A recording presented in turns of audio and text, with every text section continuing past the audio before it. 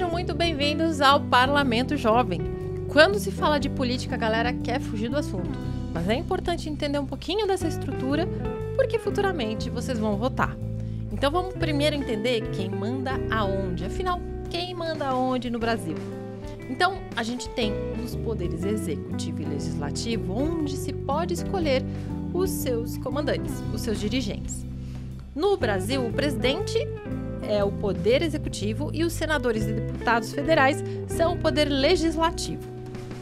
No Paraná, o governador é o executivo e os deputados estaduais são o poder legislativo. E nos municípios, aqui o mapa da capital do Paraná, Curitiba, quem comanda o executivo é o prefeito e os vereadores são o poder legislativo. Fechando um pouquinho ali no município, que é o que nos interessa, o legislativo é a Câmara de Vereadores, que faz as leis que devem ser cumpridas na cidade. E o executivo é a prefeitura, que executa as leis e as obras na cidade. Mas afinal, o que fazem os vereadores? Vamos entender um pouquinho da missão deles, né? Eles devem ser a voz dos moradores e mediar os debates com o prefeito. Então, mostrar os problemas dos bairros para a prefeitura e ajudar a encontrar soluções. Então, vamos fechar um pouco nessas principais tarefas. A primeira delas é legislar. Então, olha só, nós temos uma rua aqui que tem algumas coisas que a gente de cara percebe que são do poder executivo da prefeitura. Tem asfalto, tem ônibus, tem pintura de faixa. Mas a gente não tá vendo uma coisa ali que são as leis, e são várias, quer ver? Olha só como elas estão ali, mas a gente não vê. Então tem uma lei municipal, por exemplo, que estabelece regras ao comércio ambulante, que são os chamados camelôs. Outra também estabelece regras para o serviço de transporte em motocicletas. Tem uma lei que torna gratuito o transporte coletivo às pessoas carentes com deficiência. Então veja quanta coisa tem numa rua que a gente não vê, mas elas estão ali. Uma segunda função dos vereadores, e também muito importante, é fiscalizar se o dinheiro está indo para onde ele foi prometido.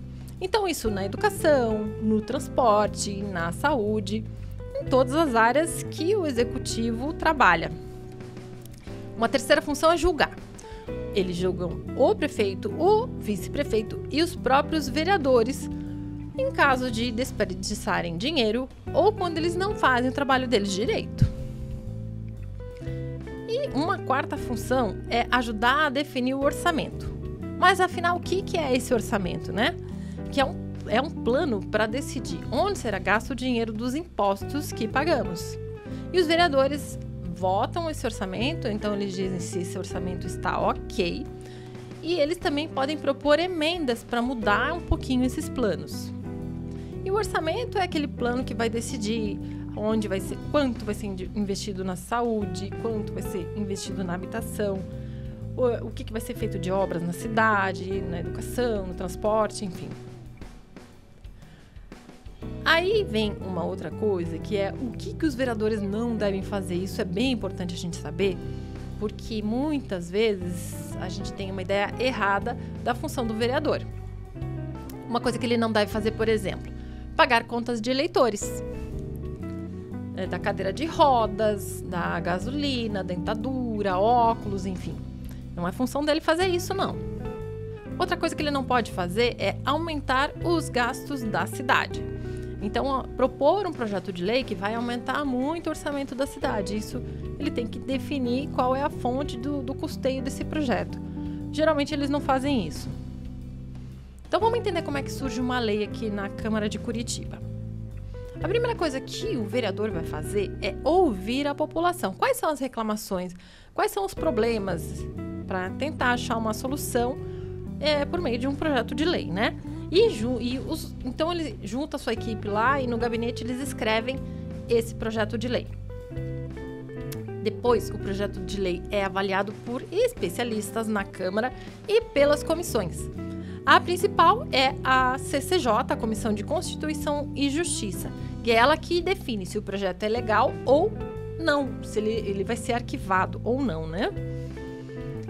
E é também a CCJ que define por quais outras comissões, quais outros grupos menores de vereadores o projeto precisa passar. Então, tem várias outras comissões, como, por exemplo, Economia, Educação, Meio Ambiente, Serviço Público, enfim.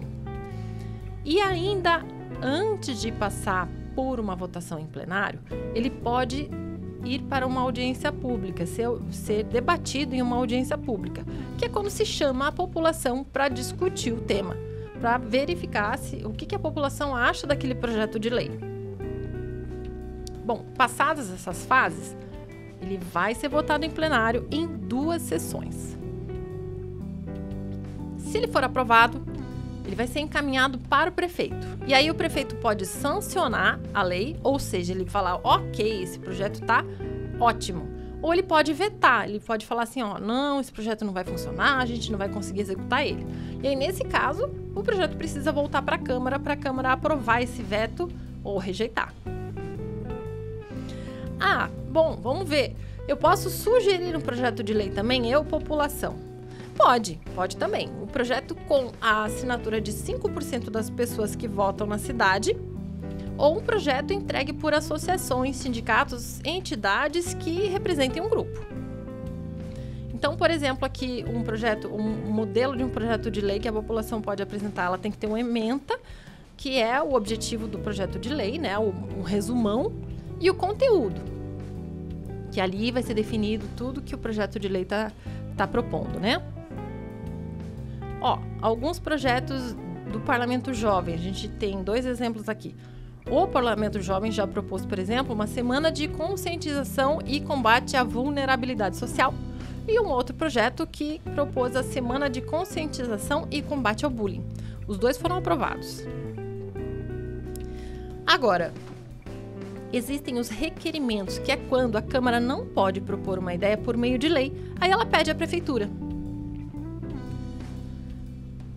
E como que a gente fica por dentro de tudo que é discutido na Câmara? Como é que eu sei quais são os projetos que foram aprovados, o que vai ser votado, se tem uma audiência pública? A melhor forma de fazer isso é você conferir as redes sociais. Você pode entrar no site da Câmara Municipal da sua cidade ou conferir as redes sociais, que também sempre estão trazendo coisas novas e interagindo com a população, o que é muito importante. Aí surge aquela dúvida também. Eu posso ser um vereador? O que é necessário para a pessoa se candidatar, né? Primeiro, ser brasileiro ou naturalizado. Depois, saber ler e escrever. Ter no mínimo 18 anos. Estar morando há 6 meses na cidade onde pretende candidatar-se. Estar filiado a um partido há 6 meses. E também ser escolhido por esse partido. Bom, é isso, gente. A política muda o lugar onde a gente vive. Então, sempre se interesse pela política. É isso, gente. A política muda o lugar onde você vive, então participe sempre.